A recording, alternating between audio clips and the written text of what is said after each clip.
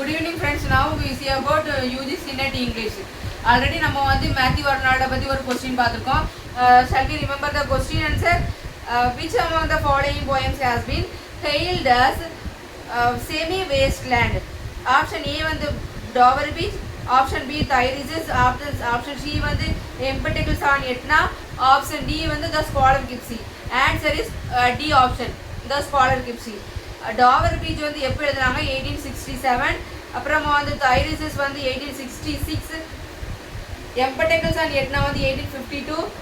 The scholar கிப்ஸி வந்து 1853 வந்து எழுதுனாங்க. நம்ம இப்போ யாரை பற்றி பார்க்க போனால் மேத்யூ அர்னால்டை பற்றி பார்க்கலாம். மேத்யூ அர்னால்டோட ஸ்பேன் டைம்னு பார்க்கும்போது 1822 வந்து பிறந்து 1888 வந்து இறந்து போயிடுவார். இவரோட ஃபர்ஸ்ட் போயம்னு பார்க்கும்போது அவரோட ஸ்கூல் ஏஜில் வந்து ஒரு போயம் எழுதியிருப்பாங்க. அதுதான் அலாரி கற்று போகும். ஓகே, இவரோட அப்பா யாருன்னா மேத்யூ அர்னால்டு. இவர் வந்து ரக்பி ஸ்கூலில் வந்து ஹெட் மாஸ்டராக இருந்திருப்பார்.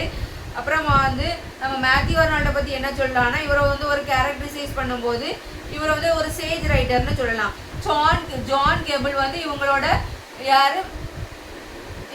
காட்ஃபாதர். ஓகே, அப்புறமா வந்து இவங்களோட க்ளோஸ் ஃப்ரெண்டாக யார் இருந்தாங்கன்னா வேர்ட்ஸ்வொர்த் வந்து இருந்தாங்க. அவங்களோட neighbour also. Okay, besides is neighbour. அப்புறமா வந்து இவர் வந்து ஒரு போயத்துக்காக வந்து நியூகேட் ப்ரைஸ் வந்து வாங்கினாங்க. எப்போனா 1843. அந்த போயம் எழுதுனா அதுதான் கிராம்வெல். ஓகே, அந்த போயம் வந்து கிராம்வெல். நெக்ஸ்ட் நம்ம என்ன பார்க்க போறோம்னா ஸ்ட்ரேட் ரேவலர் வந்து எப்போ எழுதுனது? ஸ்ட்ரேட் ரேவலர் வந்து எப்போ எழுதுனதுன்னா 1849 வந்து எழுதுனது. இது வந்து ஃபர்ஸ்ட் புக் ஆஃப் போயட்ரின்னு சொல்லுவாங்க. இவரோட ஃபர்ஸ்ட் புக் ஆஃப் போயட்ரி வந்து 1849 எழுதுனது.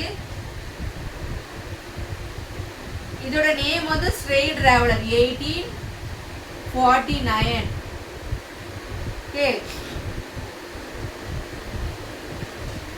we use another color of pen. Next வந்து 1850 வந்து வேர்ட்ஸ்வொர்த் வந்து இறந்துருவாரு. அவரும் வந்து மெமரைஸ் பண்ணதுக்காக மெமோரியல் வேர்சஸ் வந்து எழுதியிருப்பாங்க.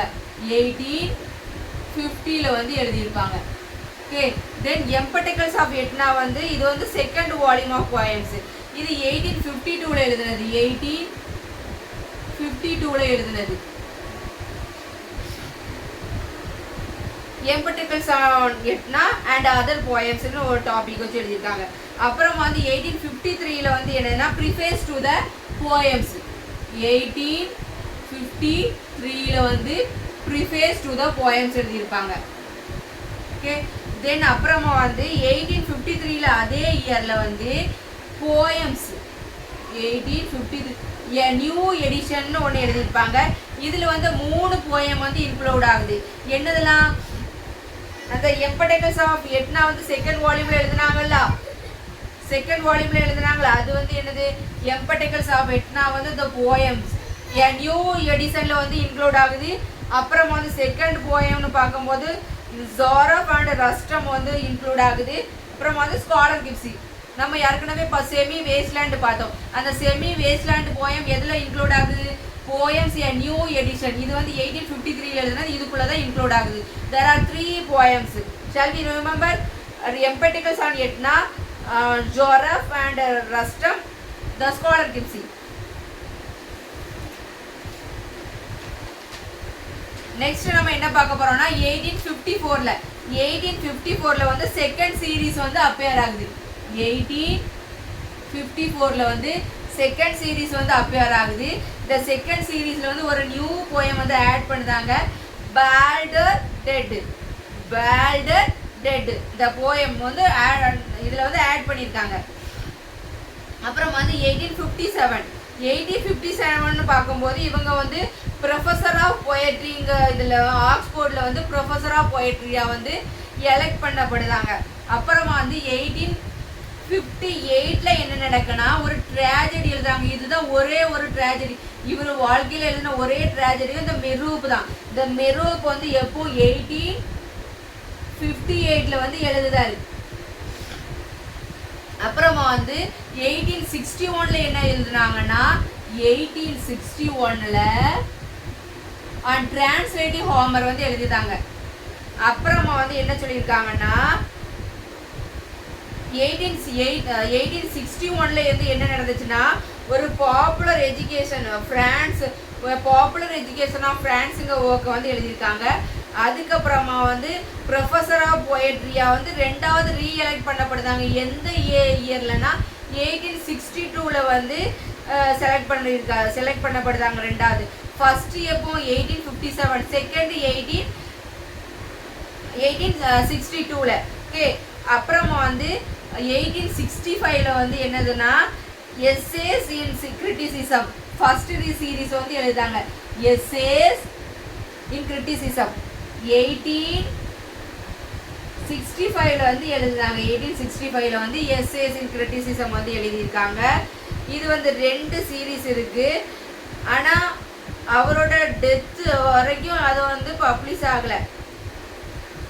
அப்புறம் வந்து 1866ல வந்து தைரிசிஸ் வந்து எழுதுறாங்க.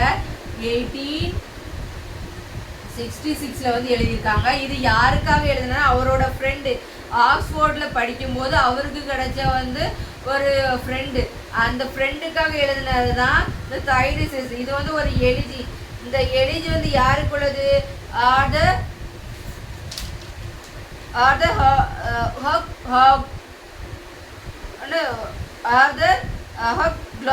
அவருக்காக எழுதினது தான் இந்த தைரிசிஸ். நெக்ஸ்ட் வந்து நம்ம என்ன பார்க்க போறோம்னா டாவர் பீச் வந்து 1867ல வந்து டாவர் பீச் வந்து எழுதியிருக்காங்க. இந்த டாவர் பீச் வந்து எதுல இன்க்ளூட் ஆயிருக்குன்னா ரே பிராட்பரியோட நாவல். இந்த நாவல் நேம் வந்து என்ன? ஃபாரன்ஹீட் 451. இந்த நாவல்ல வந்து இந்த டாவர் பீச் வந்து இன்க்ளூட் பண்ணியிருக்காங்க. அதுக்கப்புறமா வந்து யான் மேக்பானோட நாவல் சாட்டர்டேலையும்